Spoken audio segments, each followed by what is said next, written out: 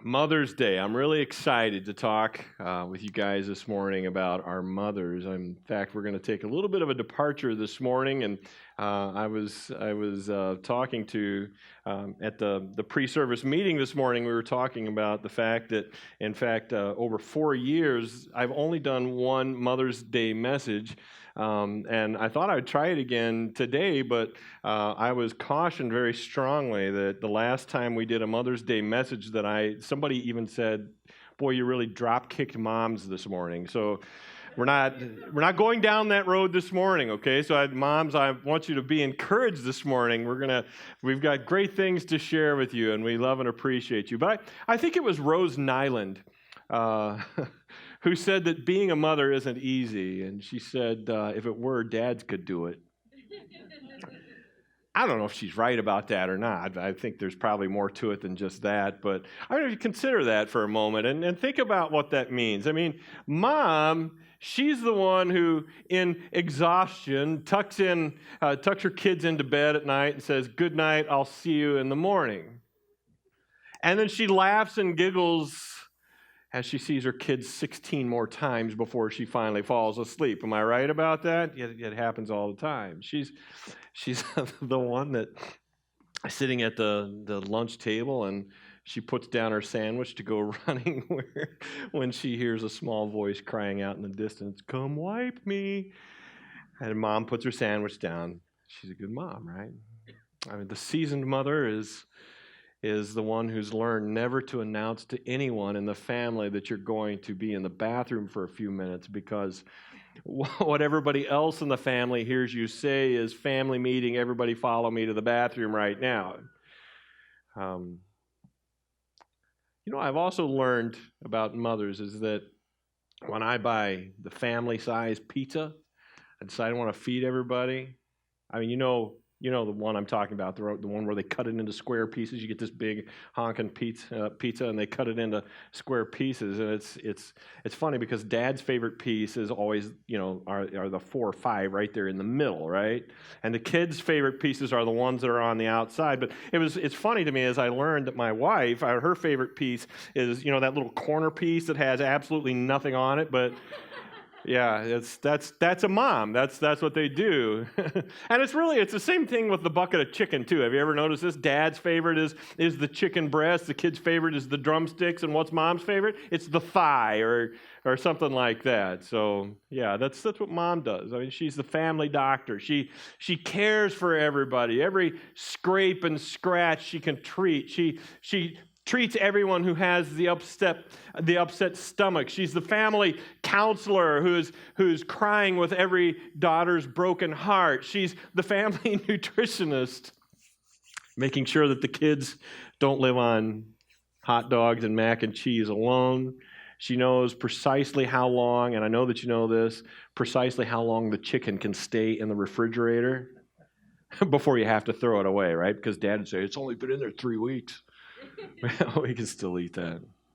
But she knows how to do everything, doesn't she? Don't you love your moms? Blessed to have good moms in this church body. And one thing that I always admired about moms is they know how to get like everything, every stain from ketchup to throw up out of your clothes. I mean, they're great. So it's no wonder at the end of the day, when she finally gets a chance to lay down in bed and put her feet up, she doesn't want to sleep like a baby. She wants to sleep like a dad, right? That's our moms. But I want you to know that it's my deepest conviction that mothers have the world's most important job. Did you know that? Moms have the world's most important job because it's them more than anyone else who shapes our future. I want you to think about that. They shape the next generation. They shape the next generation of leaders. They shape the next generation of followers. It was George Washington, our first president, who said about his mother, "All I am, I owe to my mother." I attribute all my success in this life to the moral, intellectual, and physical education I received from her. Abraham Lincoln said, "I remember my mother's prayers, and they've always followed me. They've always clung to me all my life. And all that I am or ever hope to be, I owe to my angel mother." William McKinley said, "By the blessings of heaven, I mean to live, die, and in all things please God in the faith of my mother." It's Charles Spurgeon who said, "I cannot begin to tell how much I owe to the solemn word of my good mother. All the books of the world can't contain her godly influence upon me." John Calvin, "The noblest calling in the world is that of a mother. She who rears a family of God-fearing sons and daughters whose immortal souls will be exerting influence throughout the ages, long after paintings have faded and books have worn thin. She deserves the highest honor that man can give." So, mothers, we honor you this morning. We're thankful for your influence on our families. And so, as I said, today I want to take a departure from our study of the book of Acts, and I want to take just a few moments to further develop the model of motherhood, which was demonstrated to us last week as we began to study our sermon of Stephen in the book of Acts. So I want to remind you of what we learned last week as we spoke about Stephen's defense against the false charges of blasphemy. You'll remember that it was there that he recounted the history of the nation of Israel. You remember that God had made a promise to Abraham that he would be this great nation, and that even though he had no children, we know that Abraham believed God, and God credited that faith to Abraham as righteousness. Ultimately, down the road, God did give Abraham the son of the promise. His name was Isaac. Isaac himself had two sons, and they were Jacob and Esau. Jacob then received the blessing from Isaac, and Jacob had 12 sons of his own, who became the fathers of the 12 tribes of Israel. Now, one of those 12 tribes, as you know, one of those sons, I should say, was Joseph. So even though Abraham had never seen the fulfillment of God's promise with his own eyes, God was faithful, and he kept his promise several generations down the road. And now Joseph, as you recall, was sold by his brothers into slavery in the land of Egypt, where he ultimately rose to a position of great power and of great prominence. In fact, it was his position of authority that God used to save his brothers and the tribes of Israel from starvation. So the brothers made their homes in Egypt with Joseph, and they flourished, and they multiplied immensely. So by the time that we get to our text for today, the people of Israel have been in Egypt now for a very long time. They've been there, in fact, for nearly 400 years, and for generations they have continued to multiply. But as they did that, the new Pharaoh began to get a little bit nervous because he was afraid that these Israelites, these people, would become too powerful. And so he decided that he would enslave them. He forced them into slavery, but the Israelites continued having babies, and they continued growing in numbers. And so Pharaoh then developed another strategy to help slow down the growth of the Jewish people. And so what he did was he gave an order, if you recall from last week, that every male, I should say, that was born to the Jewish people would be exposed, or that they would be thrown into the Nile River to die. And so I want to take you now to our text for today, where we're going to see the faithfulness of a godly mother. And you're going to see this morning a role model for godly mothers. And so I'm going to take you to our text now, and we're going to begin in Exodus chapter 2 and verses 1 and 2. So now a man from the house of Levi went and took his wife, a Levite woman. And I just pause here to tell you that Levi was one of the 12 sons of the 12 tribes of Jacob, or Israel. He was the tribe that was assigned to all of the priestly functions. So both in this case, the man and the woman were from the same priestly order of Levi. Verse 2, the woman conceived and bore a son, and when she saw that he was a fine child, she hid him for 3 months. So first, I just want to show you, as we look at this, how by faith Jochebed protected her child. Jochebed is, of course, the woman's name, but we never really hear her name. We never see her name mentioned in the Bible until 4 chapters later in the book of Exodus. But that kind of is how it is for moms, isn't it? Mom isn't the one who's standing and shouting at the top of her voice, hey, look at me, look at me. She's the one that oftentimes is forgotten. She's the one who is oftentimes not mentioned until much further down the road or further into the conversation. But I want you to know that the first action that we discover in Jochebed's story is that she acted in faith to protect her child from any harm.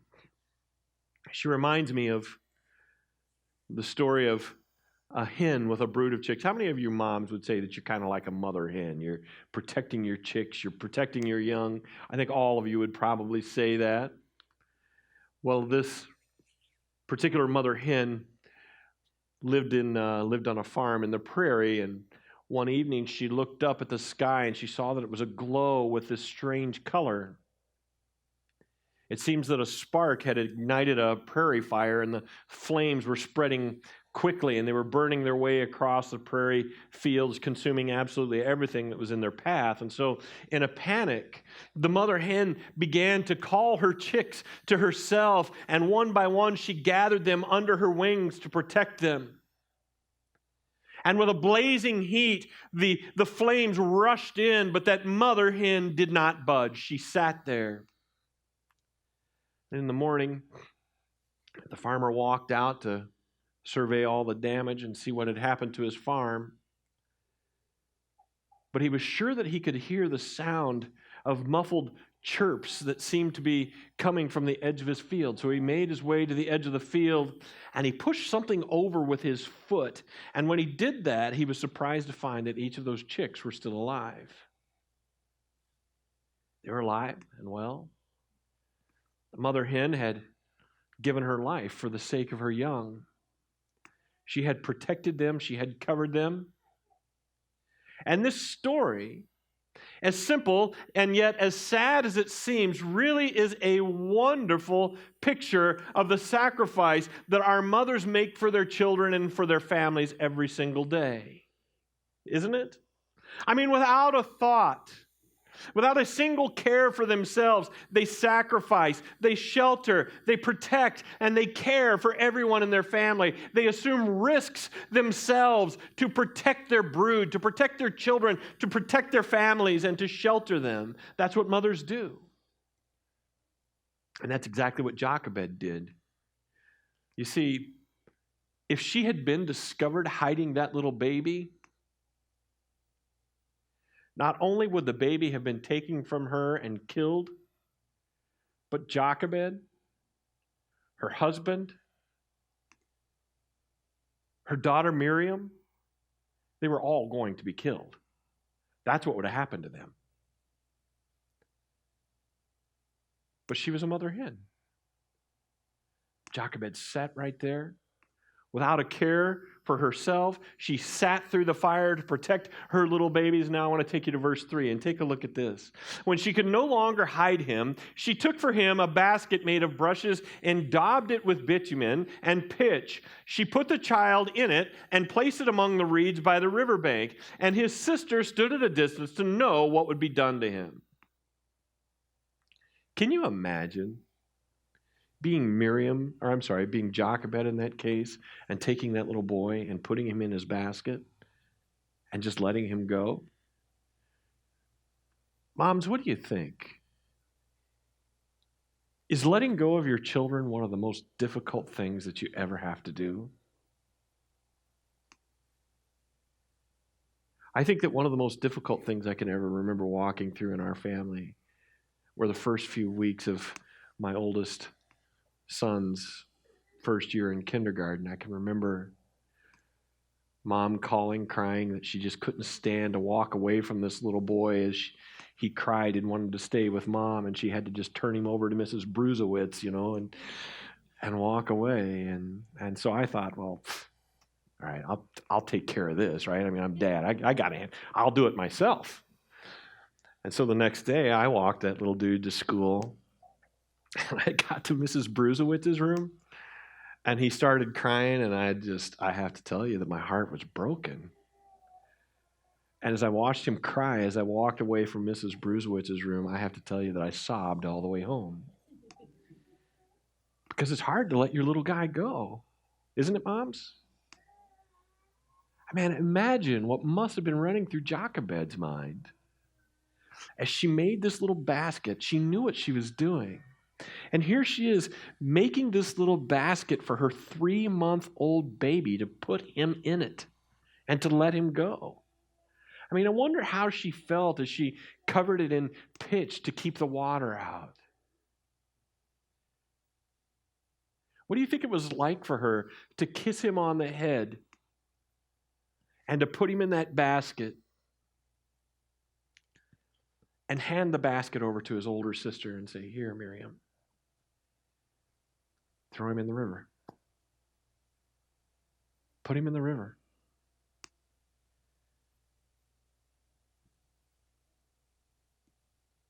And it's interesting to me because it doesn't say anything at all about Moses' dad lending a hand. Moms don't say, "Typical husband.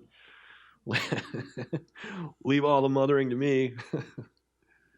But we really don't see any mention of his dad at all here. He wasn't involved at all in this point in the narrative. I mean, poor Jochebed is doing this on her own.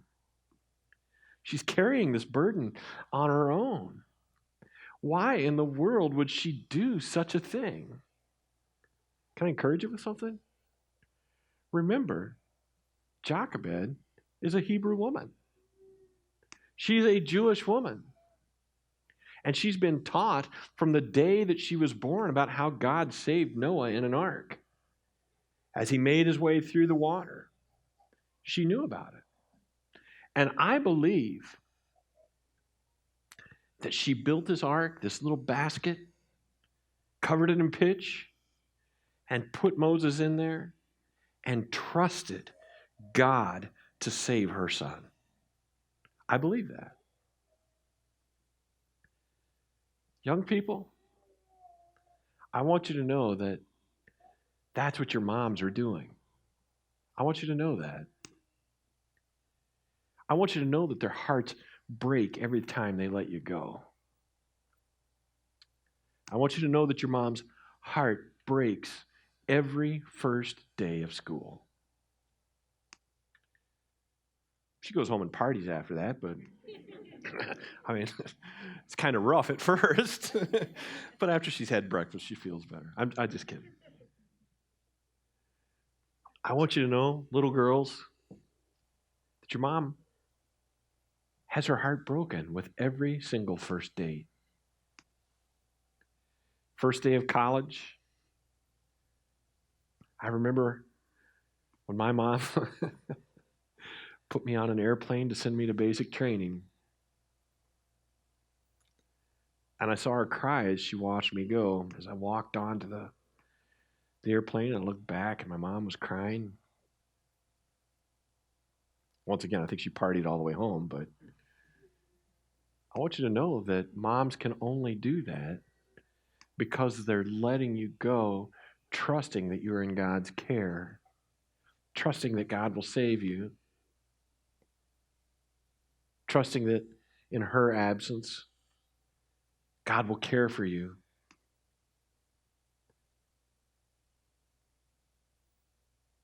She trusts in God. Moms, I know it's tough, but I want to encourage you. Pray for your kids. Train them the right way. And trust God to care for them. But maybe your worry is a little bit different than Jochebed's.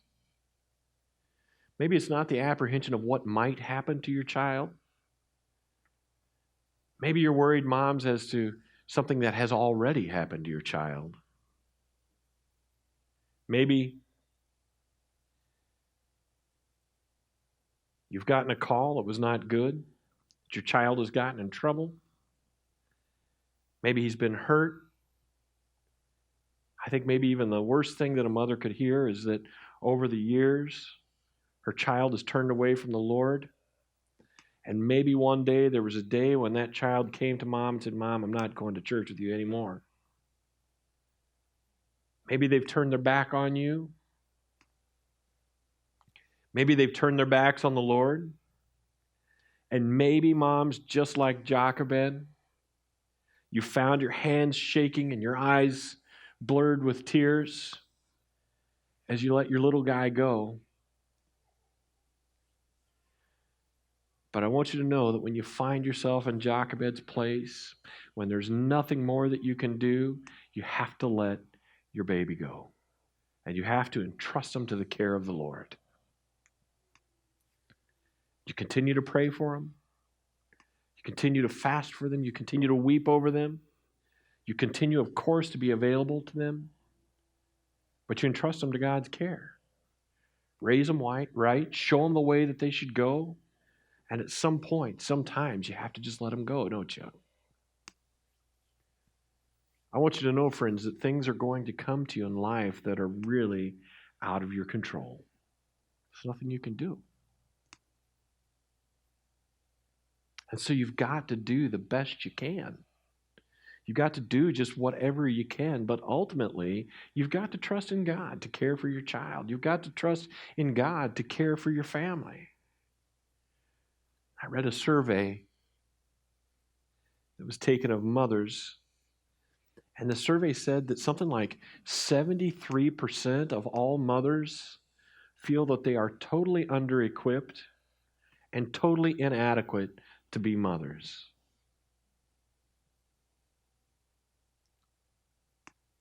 I just want to tell you that it's true, you are. And it's only by the grace of God. It's only by the mercy of God. It's true for moms. Probably even a higher number of dads are unprepared. But listen, friends, there are going to be things in this life that are going to confront your children. There are going to be things in this life that are going to confront your husbands and your wives and your loved ones for which you are totally and completely unprepared and unequipped to handle them. See, none of us has a perfect contingency plan for every single issue that's going to pop up in our lives. And just when you begin to think that you got everything under control, just when you begin to think that you've got a handle on it, I want you to know that something else is going to pop up. Maybe something serious. But we have to learn to be thankful in those situations because those are the ones that really force us to rely on God. I want you to take a look at 2 Corinthians 12, and this is what Paul says. For the sake of Christ, then, I'm content with weakness, insults, hardships, persecutions, and calamities. For why? For when I am weak, that's when I'm really strong. So let this story of Jochebed encourage you this morning. You and your family may be going through some very difficult times right now. You may be going through some things that you just don't understand. You just can't figure out why you're going through them, how you stop them, how you shelter your babies from them, how you shelter your wife, your husband, whoever it is. Listen to me. Pharaoh intended to kill Moses. But God had a handle on it. The most powerful man in the world intended to kill that baby. And when Jochebed had Miriam place that little baby in the river that day, Jochebed had absolutely no idea what God was going to do, but she knew that he was going to do something. And she trusted him. She knew God, and she knew his word, and she knew that she could count on him because she had done it before. And now I just want to take a few moments to show you God in action. Let's take a look at verse 3. So Miriam went out, and she put the child in the basket and placed it among the reeds by the riverbank. And his sister stood at a distance to know what would be done to him. Now the daughter of Pharaoh came down to bathe in the river, and while her young women walked beside the river, she saw the basket among the reeds and sent her servant woman, and she took it. When she opened it, she saw the child, and behold, the baby was crying. She took pity on him and said, "This is one of the Hebrew children." Then his sister said to Pharaoh's daughter, "Shall I go and call a nurse from the Hebrew women to nurse the child for you?" And Pharaoh's daughter said, "Go." So the girl went and called the child's own mother. And Pharaoh's daughter said to her, "Take this child away and nurse him for me, and I will give you your wages." Isn't that amazing? So the woman took the child and she nursed him. Think about what is happening here. God is absolutely amazing. Isn't this great? Moms, listen, you can trust in God. And when you do that, sometimes He intervenes miraculously and the unbelievable happens. That's what happened here. Jochebed, who was hiding her child from Pharaoh so that he wouldn't be murdered, is now being paid by Pharaoh to nurse her own child. She's being paid to raise him. She's being paid to train him. Isn't that amazing? We don't know how long Jochebed was able to keep Moses, but we know that she trained him in the things of God while she had him. And God had Pharaoh give her money to do it. It's unbelievable to me.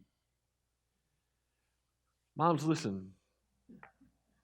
You don't know how long you're going to have each of your children in your care. You don't know how long you're going to be able to care for them and to train them, but can I just encourage you, can I challenge you to make the most of it? Make the most of every opportunity. Take every single opportunity to teach them of the faithfulness of God.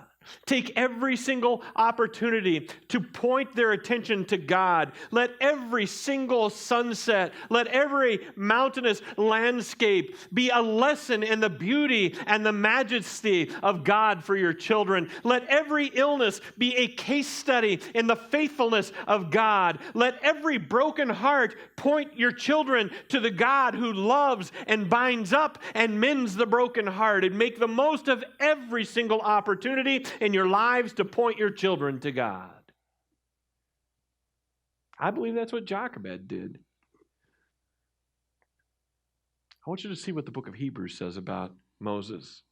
Take a look at verse 27 of chapter 11. It says, "By faith he," this is Moses, "left Egypt, not being afraid of the anger of the king," that's Pharaoh, "for he endured as seeing him who is invisible. By faith he kept the Passover." Skip down to verse 29. "By faith the people crossed the Red Sea as if on dry land." By faith, by faith, by faith. All three times Moses did what he did by faith. But if he was raised in Pharaoh's home, I want to know where he got that kind of faith. Have you thought about that? If he received the best instruction that Egypt had to offer, because at one point this mother had to turn the baby back over to Pharaoh's daughter and let him go a second time. The only thing that could have been worse than letting him go the first time was letting him go the second time. And at some point she did that. She turned him back over to Pharaoh's daughter, where he received all of the instruction that Egypt had to offer him. Yet somehow, by faith, he did all of these great things for God. Where did that faith come from? Can I show you where faith comes from? Take a look at Romans 10:17. It says faith comes from hearing, and hearing through the word of Christ. Where would Moses have heard the word of Christ? Where would Moses have heard of the promise of a coming Messiah? Where would he have heard the instruction about the one true God of Israel if he grew up in an Egyptian home? Well, he heard it from his mom. His mother was faithful to teach him while she had him. For the short period of time that she had him, she was faithful to teach him everything she could. She gave him instruction while she was able, and he never departed from it. Friends, as parents, none of us know how long we're going to have with each of our kids. I can tell you that in an instant, I went from holding my little boy's hand and dropping him off with Mrs. Bruzewitz to having lunch with him as he started his career. I can't slow time down. and neither can you. But Moses' mom knew how to redeem the time. Isn't that what Paul tells us to do? Redeem the time. We don't know how long she had with him, but she obviously used it very well, didn't she? Moms, teach your children. Teach them right from wrong as long as you have them. Make the most of every moment. Teach them good from bad.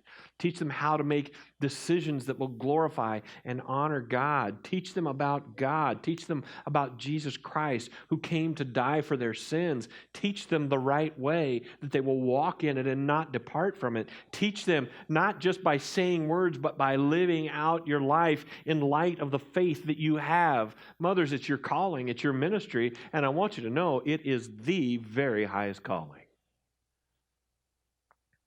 Well, Moses is said to have been the greatest prophet the world has ever known. He led Israel from captivity to the promise of God.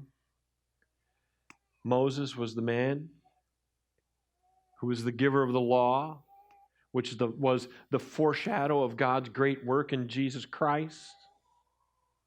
Moses was the man who spoke face to face with God as one man speaks to another.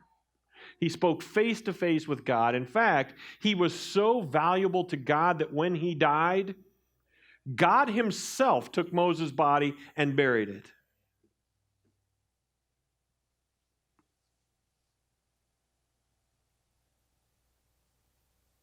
Jochebed capitalized on her time with that young boy. And in doing that, she prepared the future deliverer of Israel. Do you hear that? She prepared his faith. I mean, what would have happened if she had never had the faith to let that boy go? What if she was so broken up about it, she just couldn't let him go? What if she never could have put him in that basket? What if when she got him back, she hadn't taken the time to seize the opportunity to instill in that boy's mind a knowledge of the God of Israel? What would have happened?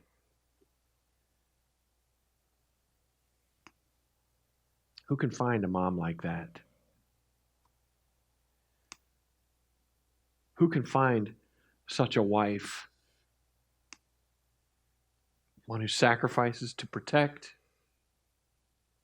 one who prays and trusts God enough to know when to let go, one who capitalizes on the time and cashes in on every single moment, one who capitalizes on every opportunity to direct her family to the glory of God. That mom, that wife, is far more precious than jewels. And friends, I want you to know that she's deserving of honor.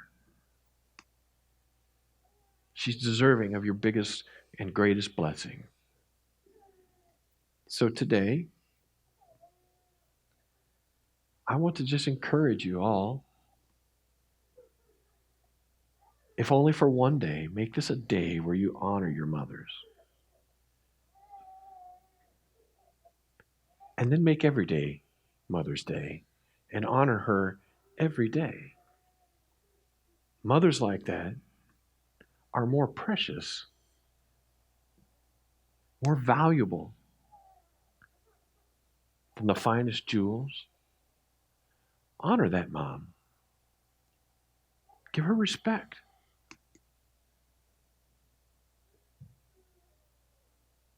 She's more precious than jewels. And she's deserving of honor and of blessing, friends. So I want to encourage you to do that for your moms today. Can I do that? And every mother in the room said, amen, you bet you can. Take time to thank Mom for her faithful and selfless love. Aren't you glad that's how your mom is? Give them the very best you have today to the glory of God. Father, I thank you so much for our moms this morning. I ask, God, that you would strengthen them, that you would encourage them. I pray that you would pour out your richest blessing on them. I pray, God, that they would feel loved and admired and appreciated. Because as your word teaches, they're more precious than jewels, the finest jewels. And so I thank you, God, for filling Root River Church with moms who are a model to not only their own children, but to all of those people in our church body. And I pray, God, that you would bring your richest blessing on them. In Jesus' name.